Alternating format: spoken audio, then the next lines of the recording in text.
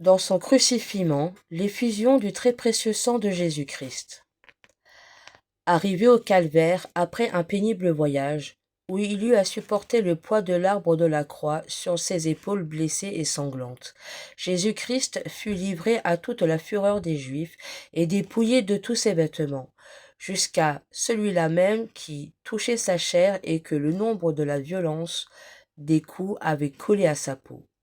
Ce qui fait dire à saint Laurent Giustiniani, dans une pieuse réflexion, que ses plaies s'ouvrirent alors que son sang coula de nouveau.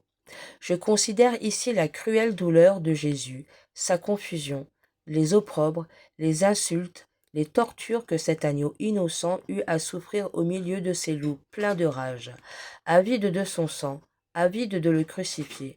Sachez au moins de quel enseignement est pour nous ce dépouillement. Le docteur saint Augustin en explique le mystère. Le Seigneur veut avec ses plaies et avec son sang nous dépouiller des vices auxquels l'âme est si attachée. Quelles sont nombreuses ces attaches vicieuses qui prédominent en nous, attaches d'autant plus pernicieuses que nous les connaissons moins. Mon Jésus, par votre sang adorable, faites que mon cœur se détache de ce qui n'est pas conforme à votre sainte volonté. Dépouillé de ses vêtements, Jésus va de lui-même se placer sur la croix, y étend ses mains et ses pieds, que les bourreaux cruels ont la barbarie de transpercer de clous. Ils font craquer les os de ce corps sacré et de ses blessures font échapper des torrents de sang. Alors, qui peut exprimer avec des paroles les douleurs de Jésus dans une telle effusion de sang? La croix s'élève, elle est plantée dans la fosse qui lui est préparée. Notre Seigneur crucifié est exposé à la vue d'un peuple immense. Le soleil s'obscurcit, les ténèbres couvrent la face de la terre, les pierres se fendent, les sépulcres s'entr'ouvrent, les morts ressuscitent, le voile du temple se déchire.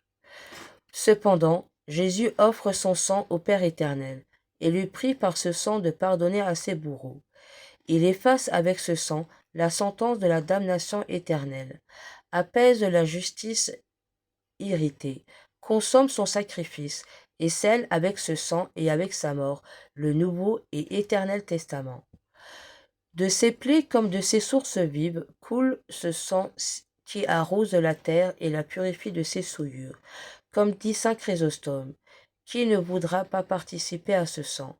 Quelle âme ne désirerait voir les plaies sacrées de Jésus s'imprimer dans son cœur avec les caractères du très précieux sang? Qui ne se sentirait tout enflammé envers Jésus crucifié, qui nous invite à boire à cette source de miséricorde? Prions.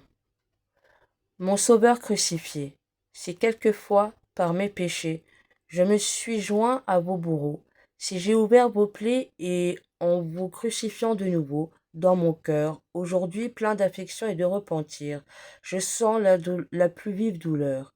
Par ce sang sacré qui coule de vos blessures, je vous prie de me pardonner.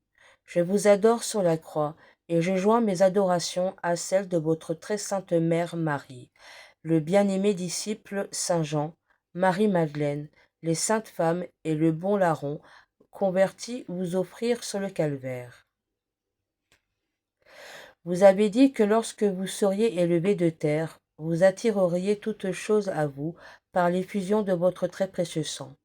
Voilà que vous êtes élevé de terre sur la croix.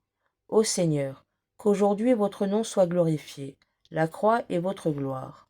En vertu de la croix, vous nous attirez à vous par les liens de votre sang, puisque vous m'avez créé par votre pure miséricorde, puisque vous avez été crucifié, suspendu en l'air pour me sauver.